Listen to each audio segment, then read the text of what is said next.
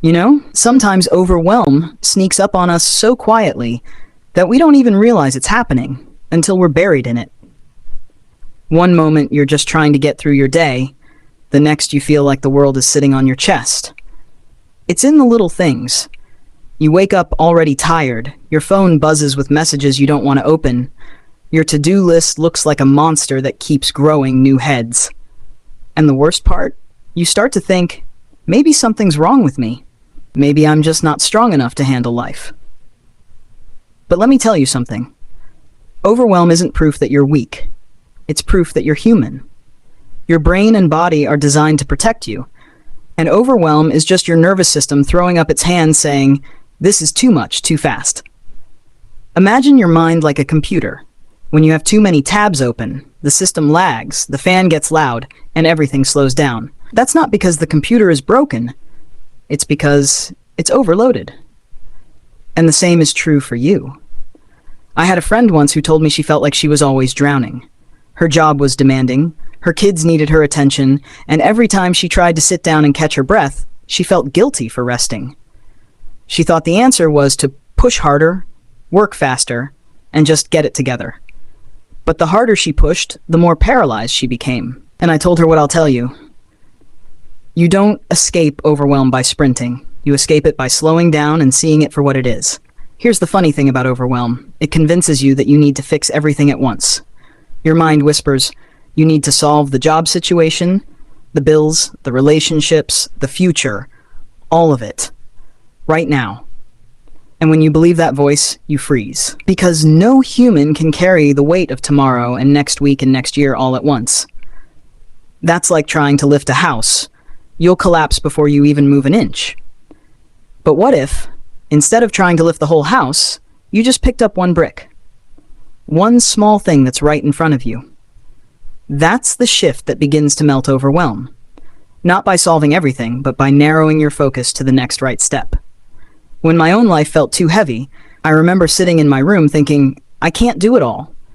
But then I told myself, okay, maybe I don't have to. What's one thing I can do right now? And I washed the dishes. That's it. But the moment I did, I felt lighter. Because action is an antidote to paralysis. Let me paint you another picture. Imagine you're lost in a forest. It's dark, and you're panicking because you can't see the way out. Overwhelm feels just like that, like you're stuck with no direction. But then you notice something small. A path under your feet, a faint trail. You don't have to see the whole way out, you just need to follow the next visible step.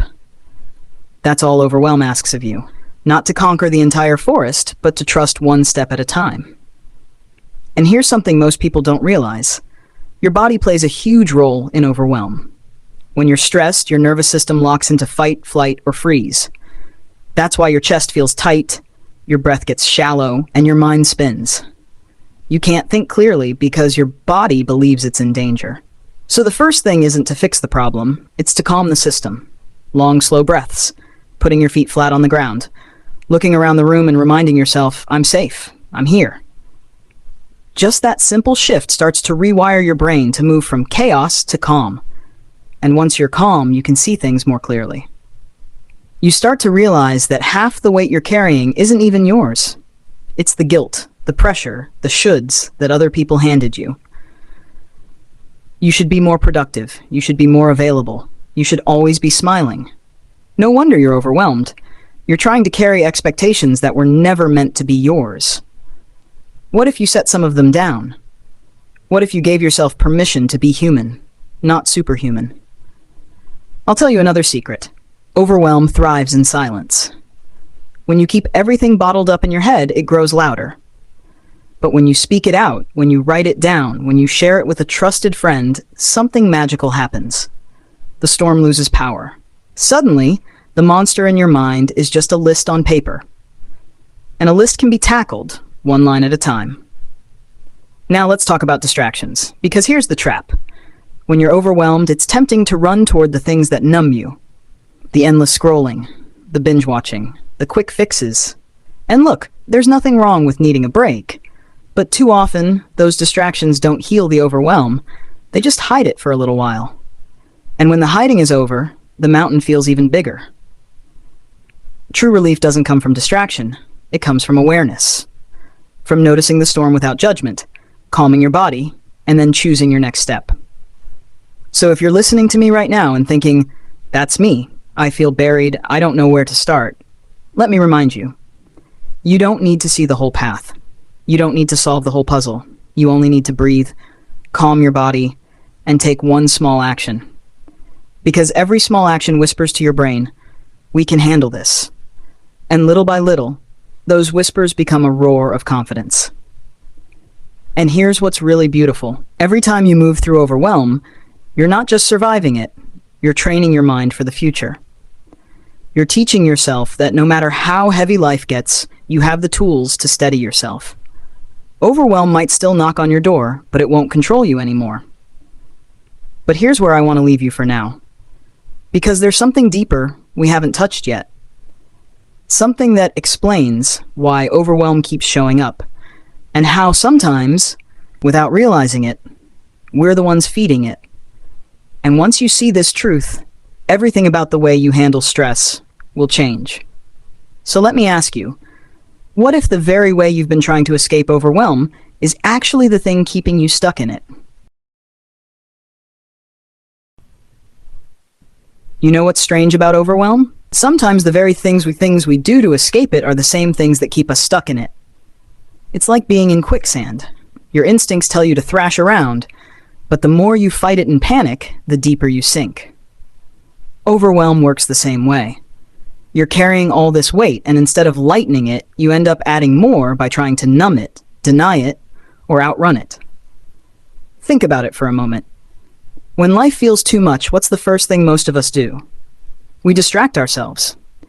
Maybe it's scrolling endlessly on your phone, binge watching shows until your brain is fried, or keeping so busy that you don't have to feel the weight. It feels like relief in the moment. You laugh at a video, you sink into a storyline, you fill your calendar with tasks that make you feel productive. But underneath, the overwhelm hasn't gone anywhere. It's still waiting in the background, growing louder the moment the noise dies down. Why does that happen? Because distraction doesn't solve overwhelm. It only pauses it. Imagine you have a pot of boiling water. You take the lid off and step away. The bubbling slows for a second, but the heat is still on. Soon enough, it's boiling over again. That's what happens when you try to silence overwhelm instead of addressing it. The pressure builds until it can't be ignored anymore. But let's go even deeper. Sometimes, it's not just distractions that keep us trapped. It's the stories we tell ourselves about being overwhelmed. Like, I just need to work harder.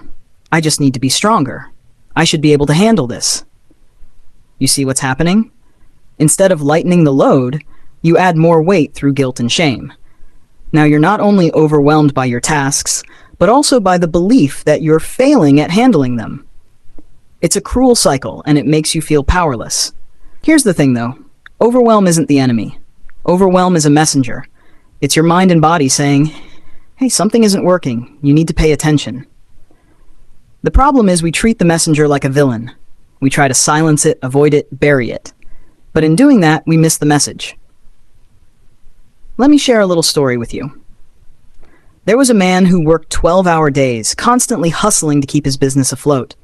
Every night he came home exhausted, but instead of resting, he'd sit on the couch, scrolling through his phone, telling himself he deserved a break. But instead of feeling better, he felt emptier. His overwhelm only grew worse, until one day he broke down, realizing that all his escapes were only bandages on a wound he refused to look at. His real problem wasn't the long hours. It was the fact that he believed slowing down made him lazy, and so he never gave himself permission to rest in ways that truly recharged him. That's the trap right there. Overwhelm isn't always about the tasks. It's about the hidden beliefs running the show. Beliefs like, if I don't do everything, I'm not valuable. Or, if I rest, I'll fall behind. Or, if I say no, people will leave me. Those unspoken scripts are the fuel that keeps overwhelm burning. Until you notice them, you'll keep repeating the same cycle, piling on more, distracting more, and sinking deeper. And here's the real kicker. Your subconscious plays a bigger role in this than you think. Remember what we said earlier about awareness being conscious? Well, unawareness lives in the subconscious. That's the autopilot part of you, quietly running the same programs you picked up years ago. If your subconscious believes your worth comes from productivity, guess what? You'll always feel overwhelmed because nothing will ever feel like enough.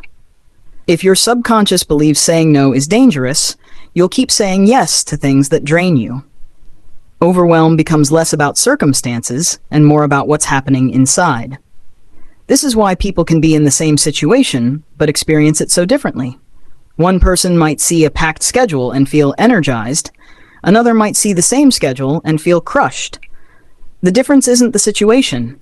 It's the inner program interpreting it. The universe outside is just reflecting the world inside. And if inside is filled with scarcity, guilt, and fear, then overwhelm is the natural output. So let me ask you, what if the first step to dissolving overwhelm isn't doing less, but seeing more? Seeing the beliefs that drive you. Seeing the subconscious stories that keep you locked. Seeing how your escapes aren't solutions, but cycles. What if the power isn't in fighting overwhelm, but in listening to what it's been trying to tell you all along? And here's the beautiful part. When you shift from resisting overwhelm to learning from it, everything changes. Instead of running from the storm, you step into it with curiosity. You ask, what is this teaching me? Where am I carrying weight that isn't mine? What pattern is repeating here? And suddenly the storm becomes a guide instead of a prison. Now, I'm not saying this is easy. It's not. Facing overwhelm with awareness requires courage, because it means confronting the parts of yourself you've been avoiding. It means admitting that maybe your coping strategies are hurting more than helping. But the reward is freedom. The kind of freedom where overwhelm no longer controls your life, but serves as a signal pointing you toward growth. Let me make it practical. The next time you feel overwhelmed, don't rush to silence it. Instead, pause. Take a deep breath. Then gently ask yourself, what story am I telling myself about this? Maybe it's, if I don't finish everything today, I'm a failure. Maybe it's, if I rest, I'll disappoint people. Once you see the story, you can question it. And when you question it, you loosen its grip. Here's what's even more powerful.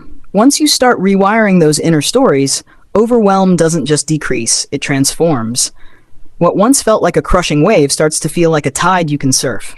You begin to notice that you're stronger than you thought, more capable than you realized, and that the chaos outside doesn't have to control the calm inside. But here's where I want to leave you again, because we're just scratching the surface.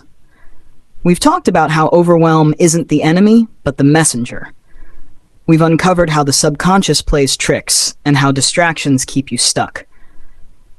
But there's still something deeper, something that explains why some people use overwhelm as fuel while others drown in it. And it comes down to this question. What if overwhelm isn't just about survival or stress, but about identity? What if the way you see yourself determines whether overwhelm becomes your cage or your catalyst? Here's the thing about overwhelm.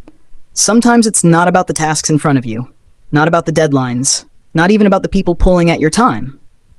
It's about who you believe you are while standing in the middle of it all. Think about it. Two people can face the same storm, the same pressures, the same chaos, and yet one feels completely crushed while the other somehow finds strength, clarity, and even peace. The difference isn't the storm, it's the identity they carry into it. If deep down you see yourself as fragile, powerless, or always behind, then overwhelm will feel like proof of that identity. Every challenge becomes another reminder that you're not enough. But if you see yourself as capable, resourceful, and grounded, even if you don't have all the answers yet, then the very same challenge feels different. Overwhelm becomes a signal, not a sentence. This is why awareness is so powerful. Awareness shifts identity. The more you see, the more you know, and the more you know, the more you believe differently about yourself. Imagine someone who's always identified as the person who can't handle stress.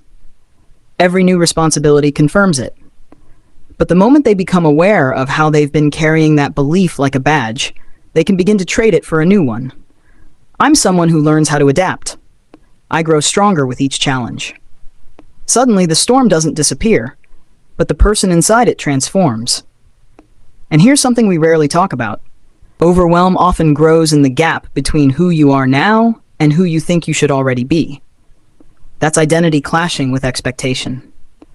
You beat yourself up for not being perfect, not realizing that perfection was never required. What's required is alignment.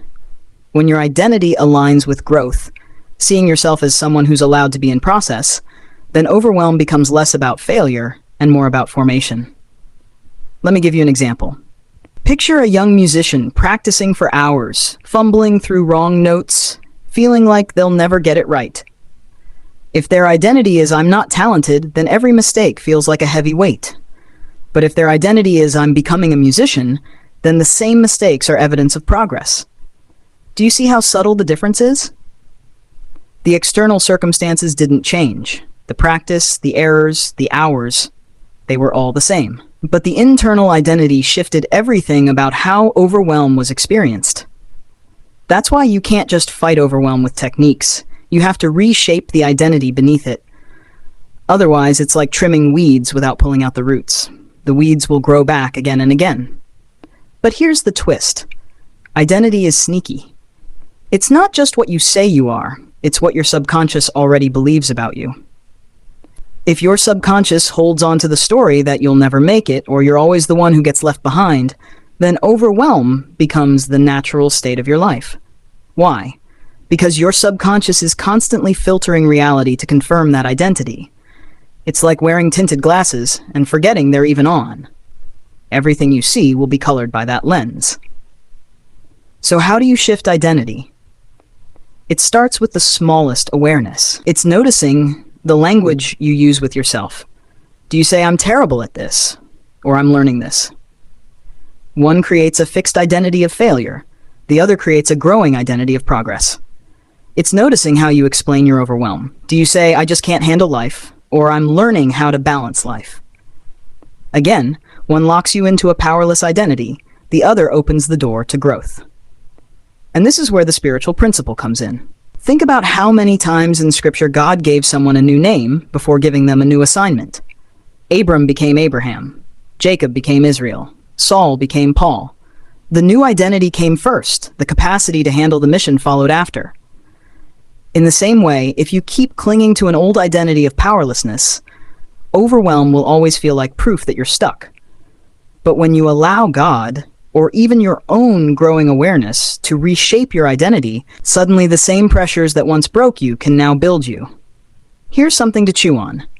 Maybe overwhelm isn't a sign that you're weak. Maybe it's evidence that your old identity is too small for the life you're stepping into. The discomfort you feel? It's stretching you.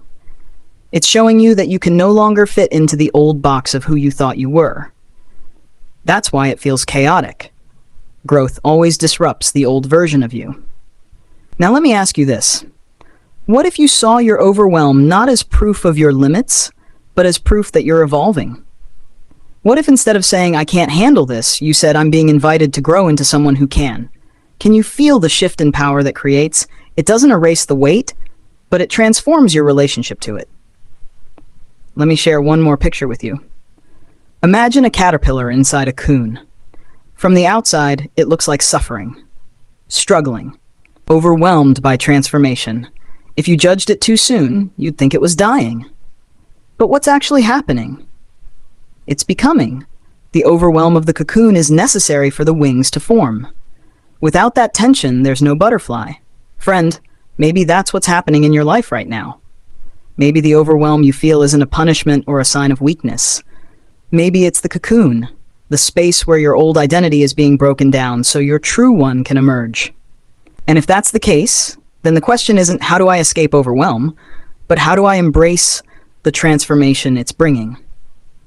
I'll tell you this, the moment you start asking that kind of question, you're already stepping into a new identity. You're no longer the person who sees overwhelm as proof of failure. You're becoming the person who sees it as preparation. That's a powerful shift, and that's where I'll leave you for now. Because the real secret is just beginning to unfold. We've talked about how identity shapes the way you experience overwhelm. But there's still a deeper layer, because identity doesn't live in isolation. It's shaped by the environments you're in, the voices you hear, and the habits you practice daily. So the next time we continue, we'll explore this.